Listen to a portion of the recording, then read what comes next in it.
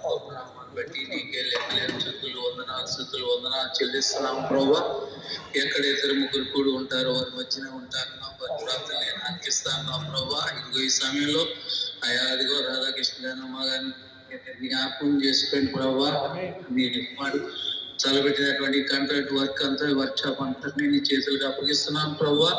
ఇదిగో అక్కడ కూడి ఉన్న దైవదాసులు నాయన అక్కడ కూడి ఉన్న ప్రతి ఒక్క సోదరులు కూడా మీరు జ్ఞాపకం చేసుకోండి మొదటగా నీ పాదాలు పట్టుకుని నీ చేతులకు అప్పగిస్తున్నాం ప్రభా. మేము మనమత్తులు అల్పులో ఉన్న మా వల్ల ఏది కాదు కానీ ప్రభా నువ్వు ఏదైనా చేయగలిగిన దేవుడు. ఇదిగో రాధాకృష్ణ గారిని ఆయన అమ్మగారిని మీరు ఎత్తుపట్టండి.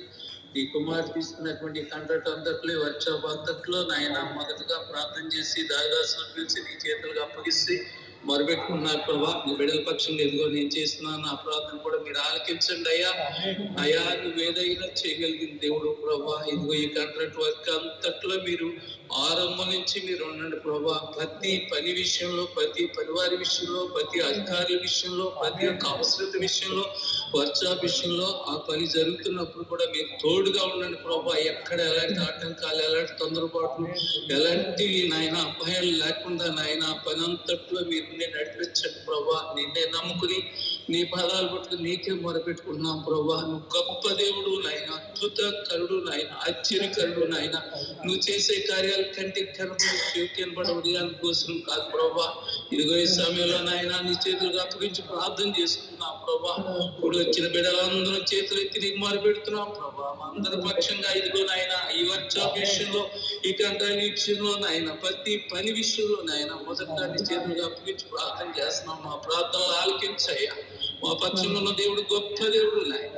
ఎలాంటి ఆటంకం లేకుండా ప్రతి పని నీ నామ మహిమార్థంగా నీ బిడ్డల పక్షంగా మీరుండి నాయన అధికారుల విషయంలో, అలాగే పనివారి విషయంలో, ప్రతి మెటీరియల్ విషయంలో ప్రతి వర్క్షాప్ విషయంలో కూడా ఎక్కడ ఎలాంటి ఆటంకాలు రాకుండా నీ నామ మహిమార్థంగా ఈ పరిచయాన్ని జరిగించమని, నీ నామానికే మహిమ తెచ్చుకోమని ఇప్పుడు వచ్చిన అందరినీ నీ చేతులకు అప్పగించుకుంటున్నాం. మరొకసారి రాధాకృష్ణ గారిని అమ్మగారిని చేతులకు అప్పగించుకుంటూ నాయన మంచి ఆయుష్ ఇవ్వండి, మంచి ఆలోచన ఇవ్వండి, మంచి నడిపింపు మీద దయచేయండి.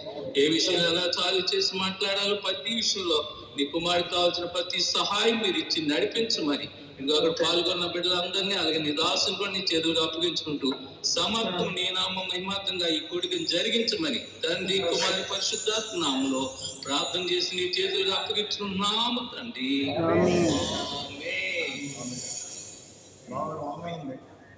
వందనాలు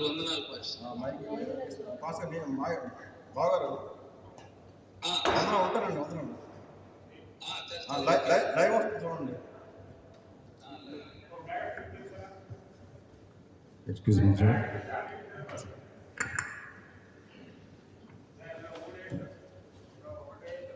It is my great pleasure to welcome our client and chief guest, Mr. CTC Vedacharya Garu. Sir, please come on to the stage. Please, sir. Please welcome. Please give a round of applause.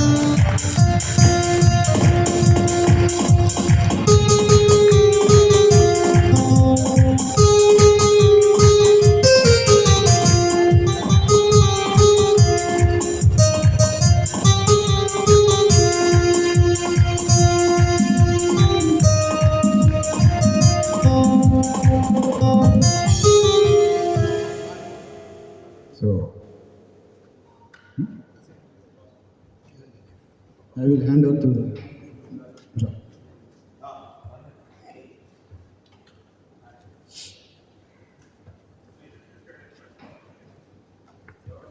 ప్రాముఖ్యమైన సమయంలోకి వచ్చాము. మన మధ్యలో దేవుని సేవకులు ఉన్నారు. దేవుని వాక్యాన్ని ప్రకటించడానికి మన మధ్యలో ఉన్నారు కాబట్టి అందరూ దేవుని వాక్యాన్ని వినాలని కోరుతూ ఉన్నారు.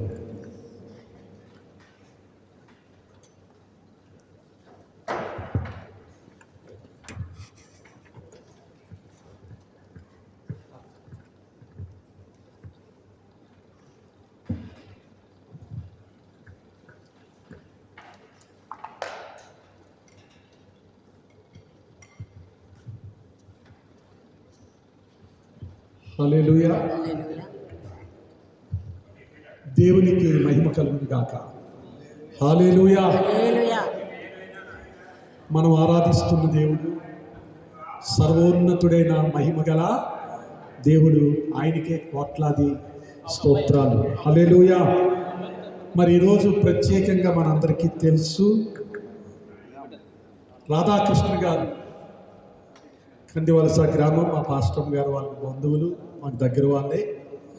వారిని బట్టి దేవునికి మహిమ కలుగును గాక. హల్లెలూయా. మరి ఈరోజు ఒక రెండు విషయాలు ఈరోజు ధ్యానం చేయబోతున్నాం. అంటే రెండు విషయాలను బట్టి ప్రభువును స్తుతించబోతున్నాం. ఈరోజు మరి రాధాకృష్ణ గారి జన్మదినం. హల్లెలూయా.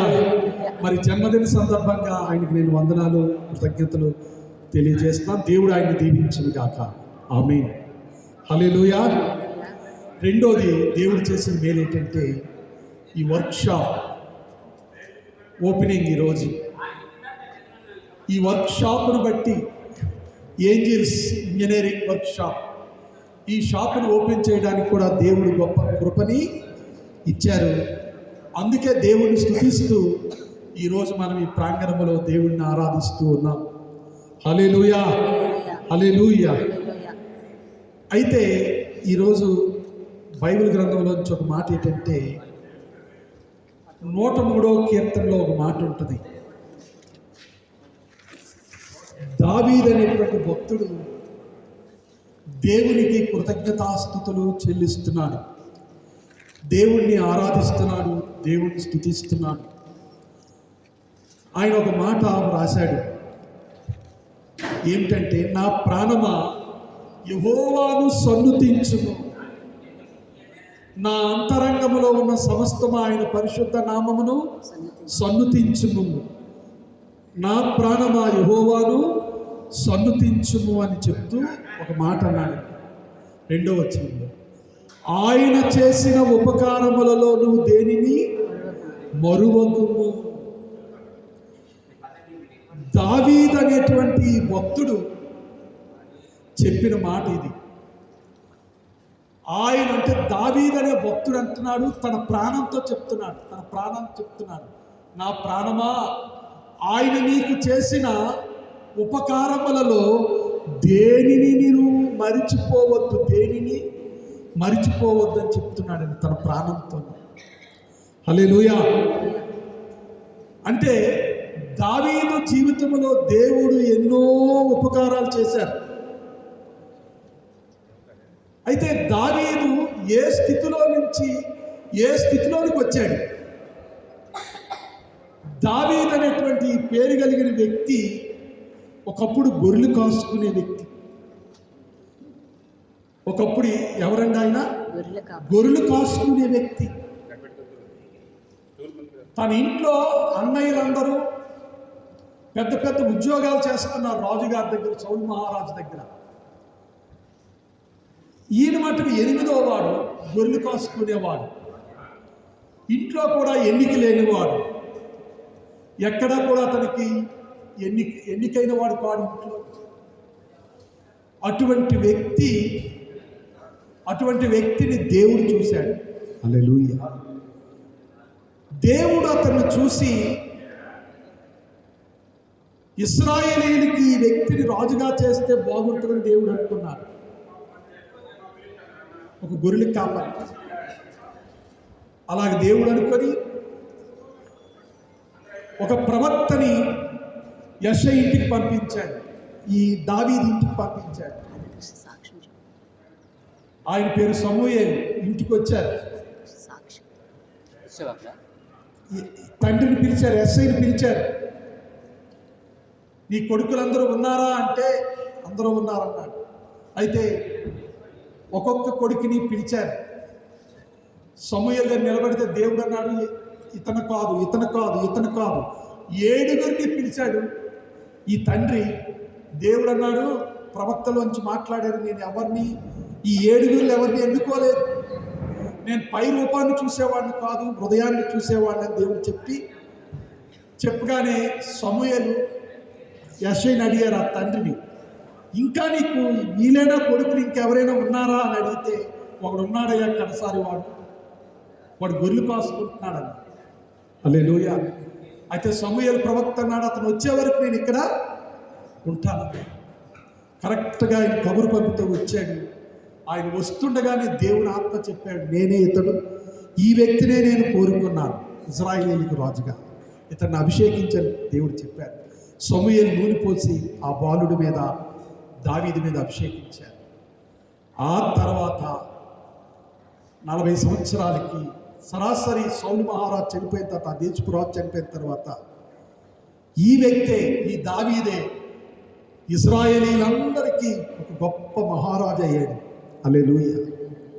అంటే ఏ స్థితిలో నుంచి ఏ స్థితిలోనికి దావీదుని దేవుడు తీసుకొచ్చారో చూసుకోండి. అందుకే ఈ భక్తుడు అంటాడు, తన ప్రాణంతో చెప్తున్నాడు, నా ప్రాణమా యెహోవాను సన్నుతించు, స్తుతించు, అంతరంగమా ఆయన పరిశుద్ధ నామాన్ని సన్నుతించు అని చెబుతూ, ఆయన చేసిన ఉపకారములలో నీవు దేనిని మరువకును. అంటే దావీదటండి దేవుడు చేసిన చిన్న మేలును కూడా మర్చిపోలేదు, పెద్ద మేలును కూడా మర్చిపోలేదట. చిన్న ఉపకారమును బట్టి దేవునికి స్తోత్రాలు చెల్లించాడట, పెద్ద ఉపకారాన్ని బట్టి దేవునికి స్తోత్రాలు చెల్లించాడు. దావీదు అంతకంతకు అలాగ వర్ధిల్లాడు. ఎవరైతే దేవుణ్ణి స్తుతిస్తారో, ఎవరైతే కృతజ్ఞత కలిగి ఉంటారో వాళ్ళు దేవుడట అంతకంతకు వర్ధిల్లింపచేస్తారు. హల్లెలూయా. మరి రాధాకృష్ణ గారిని కూడా దేవుడు రాబోయే దినాల్లో ఆశీర్వదించబోతున్నారు. హల్లెలూయా. ఈ చిన్న ఫ్యాక్టరీ, చిన్నది దాంట్లో దేవుణ్ణి స్తుతిస్తున్నారు. హల్లెలూయా. దేవుణ్ణి మహిమపరుస్తున్నారు, దేవుణ్ణి ఘనపరుస్తున్నారు. దేవుడు అలాగ అంచిన వారిగా దేవుడు దీవించే దేవుడి పక్షపాతం లేదు. కృతజ్ఞతలు ఎవరైతే చెల్లిస్తారో, ఆయనకి ఎవరైతే ప్రథమ స్థానం ఇస్తారో వారిని దేవుడు అంతకంతకు అభివృద్ధిలోనికి తీసుకొని వెళ్ళబోతున్నారు. హల్లెలూయా. అందరూ స్తోత్రాలు చెప్పండి. హల్లెలూయా. మన దేవుడు కృతజ్ఞత గల వారందరినీ ఏం చేస్తాడండి? దేవుడు ఆశీర్వదించే దేవుడు. ఈ చిన్న ఫ్యాక్టరీ ఈరోజు దేవుడు ఉన్నతంగా మార్చబోతున్నాడు. హల్లెలూయా. ఉన్నతంగా దేవుడు ఆశీర్వదించబోతున్నాడు. ఆయన ఆశీర్వదించే దేవుడు కనుక ఈరోజు దేవుడు మనతో మాట్లాడుతున్నారు. మరి engineering work, angel engineering work షాప్ని దేవుడు ఉన్నతంగా దీవించబోతున్నాడు. హల్లెలూయా. ఆయన ఆశీర్వదించే దేవుడు. మరి మన దేవుడు అంత ఉన్నతమైన దేవుడు. దావీదు వలె రాధాకృష్ణ గారు కూడా ఎల్లప్పుడూ కృతజ్ఞత కలిగి, ఎల్లప్పుడూ దేవుణ్ణి ఆరాధిస్తూ, ఎల్లప్పుడూ దేవుణ్ణి మహిమపరుస్తూ ఉండాలని నేను కోరుకుంటున్నాను. హల్లెలూయా.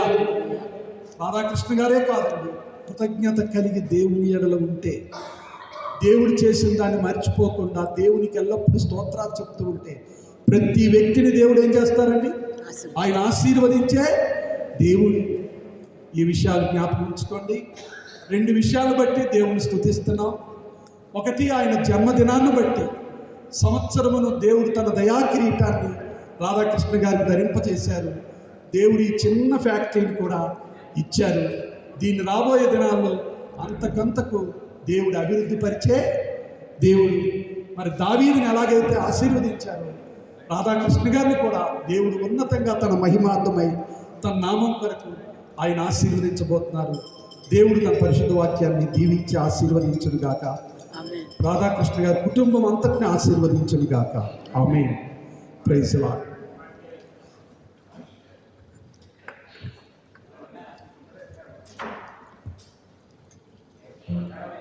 దైవజనుల ద్వారా చక్కని మాటలు దేవుడు మనతో మాట్లాడాడు. దావీదు వలె కృతజ్ఞత కలిగి ఉంటే అంచెలంచెలుగా దేవుడు దీవిస్తాడని అద్భుతమైన మాటలు మాట్లాడారు. ఇప్పుడు మన మధ్యలో వేదాచార్యులు గారు ఉన్నారు.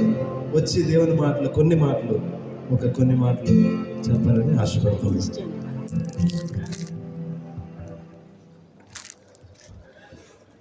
గుణాలను మీకు అందరికి వందనాలు. మరొకసారి మరి ఈరోజు ప్రత్యేకంగా మన రాధాకృష్ణ గారు వారి జన్మదినం అని చెప్పారు. వారికి మరి శుభములు పలుకుతున్నాం. అలాగే పాస్టర్ గారు చెప్పిన వాక్య భాగంలో నుంచి ఒక వాక్యం నేను చదవాలనుకుంటున్నాను. 103వ కీర్తన.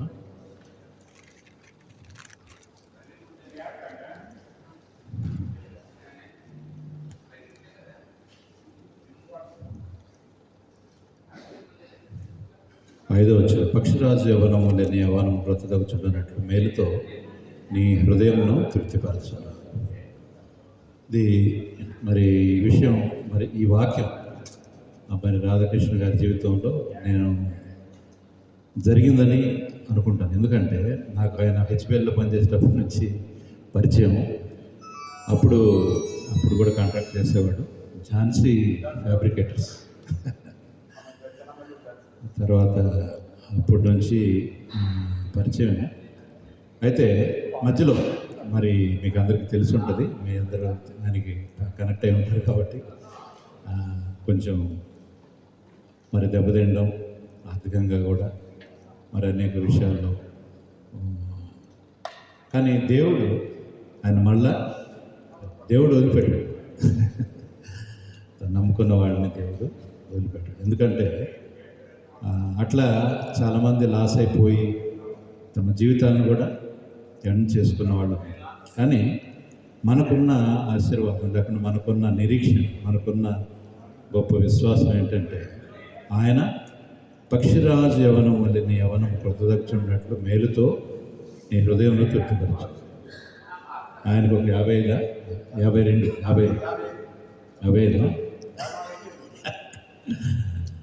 55 సంవత్సరాలు. 50 సంవత్సరాల్లో ఎవరన్నా మళ్ళీ బిజినెస్ స్టార్ట్ చేస్తారా?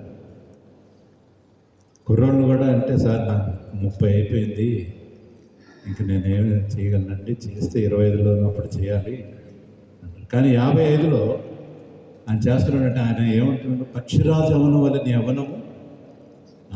అది దేవుడు మనకు శక్తిని అనుగ్రహిస్తాడు. అది ఆయన గొప్పతనం అని నేను చెప్పను, దేవుని గొప్పతనం. నేను కూడా ఒకసారి 2010లో ఉద్యోగం వదిలేసి రిజైన్ చేసి బిజినెస్ చేయాలని స్టార్ట్ చేశాను. కాకపోతే అదంతా బాగా నష్టం వచ్చేసింది. 2010 నుండి మళ్ళీ 2014లో మళ్ళీ జాబ్లో జాయిన్ అవ్వడం. సో అప్పుడు నేను కూడా చాలాసార్లు అనుకున్నాను, ఏంటి దేవుడు ఇలా చేసాడు. కానీ దాని యొక్క మేలు అంటే ఆ 4 సంవత్సరాల్లో దేవుడు నాకు నేర్పించిన అనేక పాఠాలు ఇప్పుడు నాకు ఎంతగానో ఉపయోగం, నా కుటుంబానికి ఉపయోగం, నాకు ఉపయోగం వ్యక్తిగతంగా. కాబట్టి ఆయన మళ్ళీ బలమిస్తాడు. పక్షిరాజు యవనం వల్ల యవనం ఫిజికల్గా, స్పిరిచువల్గా కూడా. స్పిరిచువల్గా ఇది యాక్చువల్గా చెప్పాలంటే ఆత్మీయమైన అర్థం. బట్ ఆత్మీయంగా మనం ఎప్పుడైతే ముందుకు వెళ్తామో మరి భౌతికంగా కూడా ఆయన దాన్ని మనకు చేసేవాడు. ఎందుకంటే ఆయన వాక్యంలో ఒకటి ఉంది, మొదట నా రాజ్యం నా నీతిని వెతకండి, అవన్నీ మీకు అనుగ్రహం. అవన్నీ అంటే ఏంటి? ఐహికమైన విషయాలన్నీ కూడా. కాబట్టి మనం వీటి మీద ఫోకస్ చేయకూడదు. మనం ఫోకస్ దేవునితో మన సంబంధం ఎలా. చాలాసార్లు మేము కారులో ప్రయాణిస్తున్నప్పుడు ఆయన చాలాసార్లు చెప్తాడు, నేను ఈ విషయంలో కరెక్ట్ చేసుకున్నాను దేవునితో. నేను ఈ విధంగా చాలా ఆశీర్వాదకరమైన పరిస్థితి, నిజంగా చాలామందికి లేని పరిస్థితి. నిజంగా ఎవరు అలా చేయగలరంటే దేవునితో కనెక్షన్ ఉన్న వాళ్ళు చేయగలరు. వాళ్ళు తమ జీవితాన్ని కరెక్ట్ చేసుకుంటూ తమ పాదాలని, తమ మార్గాన్ని పరిశీలించుకుంటూ వెళ్తున్నప్పుడు దేవుడు ఇటువంటి వాగ్దానం, పక్షిరాజు యవనం అంటే నీ యవనము క్రొత్తదగుతుంది. అంటే now he's 55 years young, not 55 years old. అది దేవుడు మనకిచ్చే గొప్ప ఆశీర్వాదం. కాబట్టి చేరువులు మాకందరికి కూడా ఈ దేవుని యొక్క మరి దేవుని శక్తి లేకుండా మనం ఏమీ చేయలేం. కాబట్టి ఆయనతో కనెక్ట్ అయి ఉండడం, ఆయనతో మరి సంబంధం, వ్యక్తిగత సంబంధం కలిగి ఉండడం అనేది చాలా ప్రాముఖ్యమైన విషయం. రెండవదిగా మరి ఒక ఫ్యాక్టరీ విషయానికి వస్తే, యెహోషువతో దేవుడు అంటాడు, నువ్వు అడుగుపెట్టే స్థలం నీకు ఇస్తానంట. మేమిద్దరం వచ్చాము, ఇంకొక అతను ముగ్గురు వచ్చి చూసి అంటుంది. నిజంగా మేము అనుకోలేదు, ఆ రోజు అనుకోలే ఇట్లా దీన్ని తీసుకుంటావేమో అట్లా ఇట్లా. కానీ చాలా అంటే ఇక్కడున్న మరి బొబ్బిలి గ్రోత్ సెంటర్ అంటే ఇటువైపు ఉన్న షెడ్స్ అన్నిటిలో కూడా చాలా మంచి స్పేస్, మంచి లొకేషన్, స్పేషియస్ జాగా దేవుడు ఇచ్చాడు. దీన్ని మరి ఇంకా దేవుడు ఆశీర్వదించాలని వ్యక్తిగత ప్రార్థనలో మనం జ్ఞాపకం చేసుకుందాం. మనము ఒక ప్రత్యేకమైన వాగ్దానం కలిగిన జనులు. ఎందుకంటే అబ్రహాముతో దేవుడు ఏం చెప్పాడంటే, నీ ద్వారా జనాల్ని నేను ఆశీర్వదిస్తాను. మన ద్వారా జనాలు అంటే మనం గుప్పిలు ఇప్పితే, ఇప్పుడు ఆయనదేంటి, ఆయన సంపాదించాలని ఏం కదా, ఇద్దరు ఒక కూతురు ఒక పెళ్ళి అయిపోయింది, ఒక కూతురు కూడా చేసేస్తాడు, అయిపోతుంది ఆయనకు పెద్ద ఇదిగా. బట్ అనేక మందికి ఎంప్లాయ్మెంట్ ఇవ్వడం, అది దేవుడు ఆయనకి ఇచ్చిన ఒక విజన్. కొంతమంది అయినా వాళ్ళు కొన్ని ఫ్యామిలీస్ మన ద్వారా వాళ్ళు ఎంప్లాయ్మెంట్ పొందడం అనేది గొప్ప విషయం. 55 సంవత్సరాలు నేను ఎందుకు చేయాలి అని ఆయన క్వశ్చన్ అడుగుతుంది, దానికి ఆన్సర్ లేదు. కానీ దేవుని యొక్క మరి మార్గం, లేకుంటే దేవుని యొక్క ఆలోచన, మనమే తినడం కాదు, లేకుంటే మనమే బతకడం కాదు, మన ద్వారా అంటే విశ్వాసులకు తండ్రి అయిన అబ్రహాముకి దేవుడు అటువంటి వాగ్దానం ఇస్తాడు, నీ ద్వారా సమస్త జనమాలను నేను ఆశీర్వదిస్తాను. అలాగే మనం కూడా అలాగే ఉండాలి, రాధాకృష్ణ గారు కూడా అలాగే ఉంటారు. ఆ విధంగా మనం మరి ఈ యొక్క వ్యక్తిగతంగా రాధాకృష్ణ గారిని, వారితో పనిచేసే టీంని, వాళ్ళందరూ కూడా దేవుడు బహుగా దీవించి అభివృద్ధి చేసి అనేక మందికి దీవెనకరంగా ఉన్నట్లుగా దేవుడు కార్యం చేయనుగాక. అలాగే హ్యాపీ బర్త్డే రాధాకృష్ణ గారు. Thank you.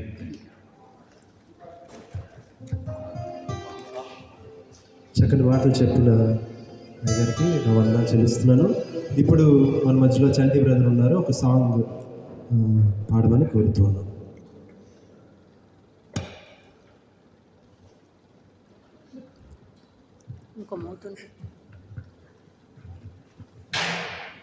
Praise the lord. Hallelujah. తల్లిలా లాలించును, తండ్రిలా ప్రేమించును,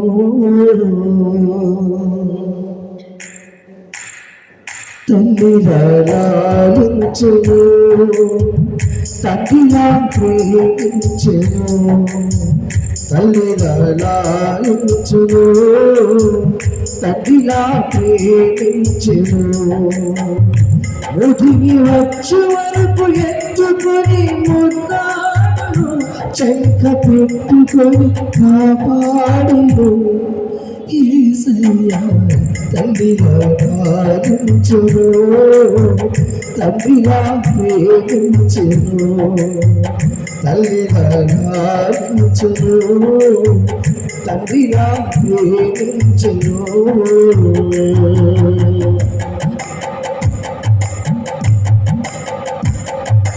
తల్లి అయిన మరచునేమో నేను నిన్ను మరువను, చూడును నార చేతులలో నిన్ను చెక్కి ఉన్నాను.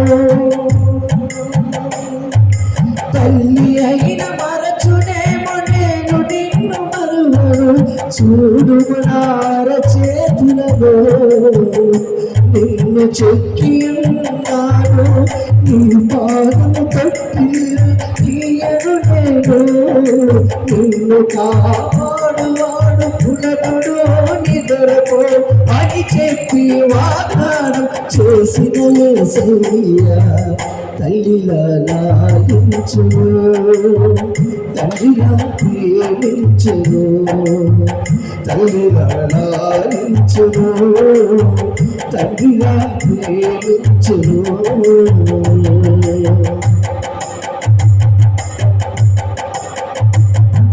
పర్వతాల తొలగవచ్చు కత్తరిల ముక్కలు, వీడిపోదు నా కృప నీకు. నిబంధన తొలగదు, పర్వతాలు తొలగవచ్చు, తత్తరిల్ల మెట్టలను వీడిపోదు నా కృప నీకు. నా నిబంధన తొలగదు,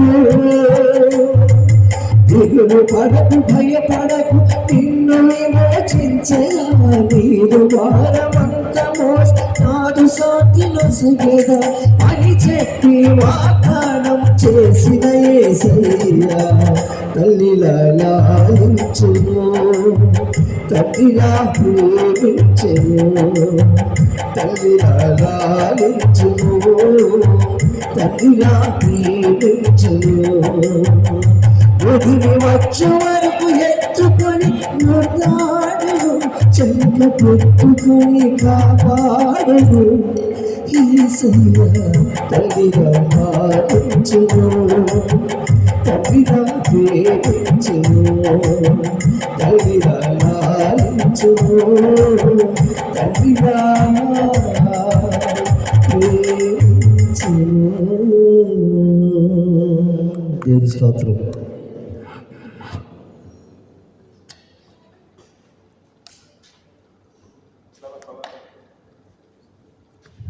ఈ సమయం ప్రభాకర్ గారికి ఇస్తున్నాం.